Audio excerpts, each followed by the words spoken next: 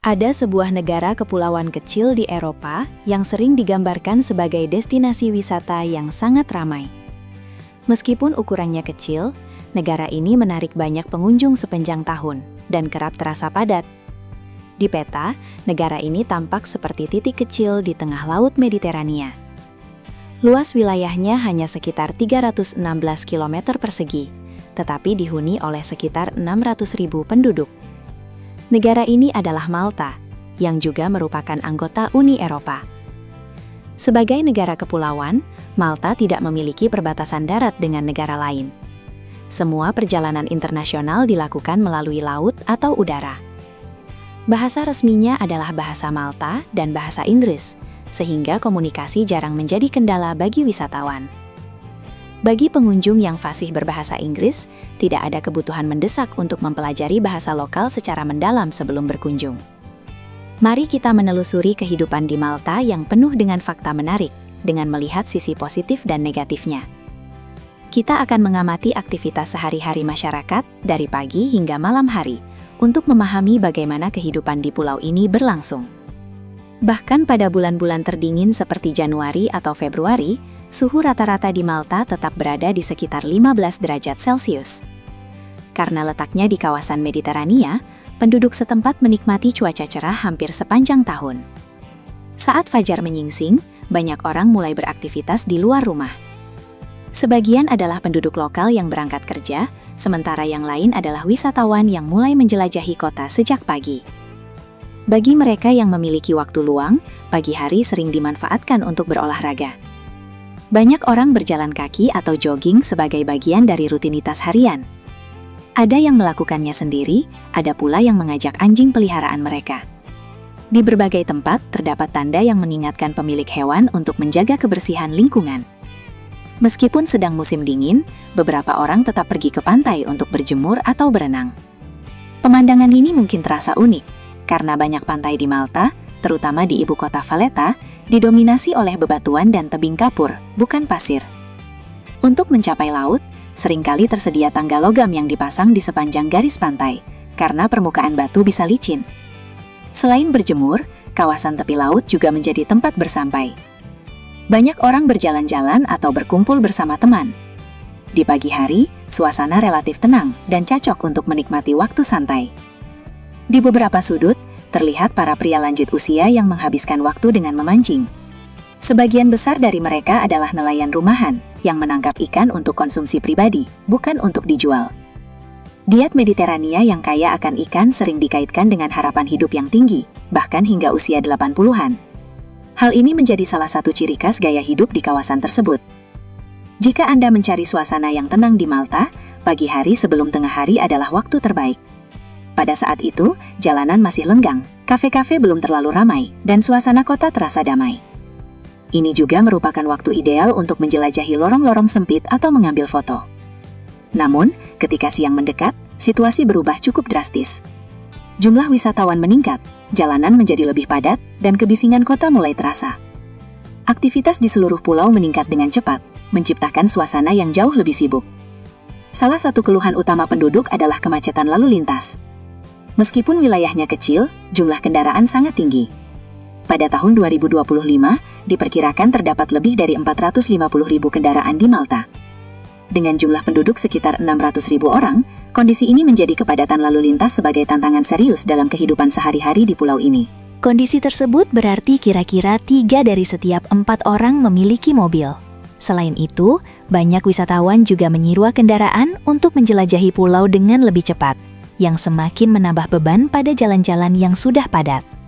Secara teknis, perjalanan dari satu ujung pulau ke ujung lainnya dapat ditempuh dalam waktu sekitar 1 jam. Namun, dengan jumlah kendaraan yang begitu banyak, sekadar mencari tempat parkir saja bisa menjadi hal yang sangat melelahkan. Jalan-jalan di Malta umumnya sempit. Jika sebuah mobil diparkir sedikit saja menghalangi jalur, pemiliknya berisiko dikenai denda. Oleh karena itu, memiliki properti dengan tempat parkir pribadi menjadi salah satu simbol status yang cukup tinggi di negara kecil ini. Menariknya, Malta tidak memiliki sistem metro atau tram. Hal ini disebabkan oleh kondisi geologinya yang didominasi batuan kapur keras, sehingga penggalian terowongan untuk infrastruktur bawah tanah menjadi sangat sulit. dan berisiko merusak bangunan-bangunan bersejarah. Dengan pertimbangan tersebut, pembangunan sistem metro dinilai tidak praktis. Sebagai alternatif, terdapat pilihan transportasi lain selain mobil dan bus, yaitu kapal feri. Di berbagai wilayah Malta, feri menghubungkan satu kawasan dengan kawasan lain melalui laut. Sistem ini menjadi keunggulan tersendiri, karena tidak hanya berfungsi sebagai sarana transportasi, tetapi juga menawarkan perjalanan yang menyenangkan. Meskipun demikian, banyak penduduk setempat masih menganggap transportasi umum belum memadai. Hal inilah yang mendorong sebagian besar masyarakat untuk memiliki kendaraan pribadi. Perlu dicatat bahwa transportasi umum di Malta tersedia secara gratis bagi penduduk lokal, sedangkan wisatawan diwajibkan membeli kartu perjalanan untuk menggunakan layanan tersebut. Saat menjelajahi ibu kota Valletta pada siang hari, Anda akan segera menyadari betapa sempit dan berliku jalan-jalannya. Banyak ruas jalan memiliki tikungan tajam. Meski kondisi lalu lintas terkadang menimbulkan frustrasi, keindahan arsitektur kota, lorong-lorong yang menyerupai labirin, serta warna hangat bangunan batu kapur menjadikan tempat ini sangat menarik untuk dijelajahi. Di hampir setiap sudut Valletta, terdapat jejak sejarah yang menunggu untuk ditemukan. Anda bisa sekadar mengambil foto di jalan dan alun-alun bersejarah, atau mendalami kisah di balik bangunan-bangunan tua yang mengelilingi kota. Kehadiran langsung di tempat tersebut memberikan pengalaman yang jauh lebih bermakna. Hal lain yang mencolok adalah kebersihan kota. Meskipun ramai, jalan-jalan di Valletta tetap terjaga dengan baik. Berjalan santai di alun-alun dan lorong-lorongnya dapat memberikan rasa damai dan kebahagiaan tersendiri. Saat ini, Valletta dikenal sebagai pusat kehidupan di Malta. Namun, kota ini awalnya didirikan pada tahun 1566 oleh Knights of St. John sebagai kota pertahanan strategis. Tujuannya adalah untuk melindungi pulau serta mengendalikan pelabuhan di sekitarnya, terutama dari ancaman Kekaisaran Ottoman yang pada masa itu sedang berkembang di kawasan Mediterania. Kini, baik Malta maupun Valletta telah diakui sebagai situs warisan dunia oleh UNESCO. Status ini membuat kota tersebut tetap mempertahankan bentuk dan karakter historisnya, tanpa perubahan besar dalam tata ruangnya. Jika Anda memperhatikan lebih dekat, rumah-rumah di Malta umumnya dibangun dari batu kapur berwarna kekuningan. Banyak bangunan memiliki balkon kayu yang dicat dengan warna-warna cerah. Di antara bangunan yang berdiri rapat, ruang-ruang sempit sering dihiasi dengan tanaman dan dekorasi yang memperindah suasana. Beberapa jalan bahkan terlihat begitu menawan hingga menyerupai kartu pos. Kedekatan antar bangunan justru memudahkan masyarakat untuk mempercantik lingkungan dengan berbagai ornamen. Di sisi lain, suasana ini juga dimanfaatkan secara komersial. Banyak kafe dan tempat usaha hadir di jalan-jalan yang indah tersebut, memanfaatkan nuansa hangat dan nyaman untuk menarik pengunjung. Ketika orang memikirkan iklim dan geografi Mediterania, salah satu gambaran yang sering muncul adalah keberadaan kucing, dan Malta tidak terkecuali. Kucing dapat ditemukan hampir di mana-mana. Namun, hal yang justru jarang terlihat adalah ruang hijau. Malta memiliki sangat sedikit area hijau, dan sering dianggap sebagai salah satu negara di Eropa dengan persentase ruang terbuka hijau terendah. Sebaliknya, pemandangan yang dominan adalah bangunan batu berwarna terang serta laut yang mengelilingi pulau. Di kota-kotanya termasuk ibu kota Valletta, sangat umum melihat orang-orang dari berbagai latar belakang. Malta menjadi rumah bagi masyarakat dari Afrika, Asia, Eropa, serta mereka yang memiliki warisan Arab. Meskipun merupakan bagian dari Uni Eropa, penduduk lokal Malta umumnya tidak memiliki ciri fisik yang sering diasosiasikan dengan Eropa Utara. Identitas mereka lebih mencerminkan kawasan Mediterania. Secara umum, orang Malta memiliki kemiripan dengan orang Yunani, Arab, dan Italia, dengan rambut gelap dan warna kulit zaitun hingga coklat muda. Mereka sering dianggap sebagai perpaduan antara populasi Timur Tengah dan Eropa. Malta juga termasuk salah satu dari 10 negara terkecil di dunia. Karena ukurannya yang sangat terbatas, kemungkinan tersesat hampir tidak ada. Bahkan bagi wisatawan yang hanya tinggal beberapa hari, ibu kota sudah terasa familiar dalam waktu singkat. Di Valletta, banyak orang bahkan tidak merasa perlu menggunakan aplikasi navigasi.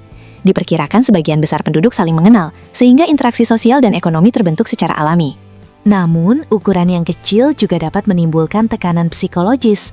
Beberapa penduduk merasa seolah-olah tinggal di ruang yang terbatas, seperti penjara terbuka.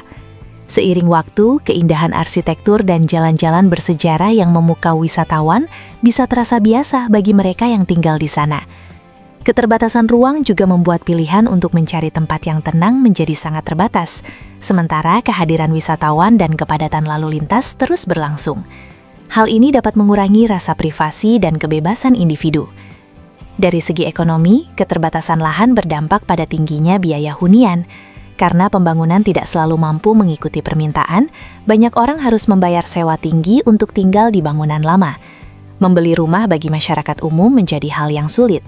Akibatnya, banyak generasi muda tetap tinggal bersama keluarga hingga usia akhir 20-an atau bahkan 30-an. Sewa apartemen dengan 1 atau 2 kamar tidur dapat mencapai sekitar 1.000 euro per bulan atau lebih, sehingga banyak pekerja memilih menyewa kamar dibandingkan seluruh unit apartemen.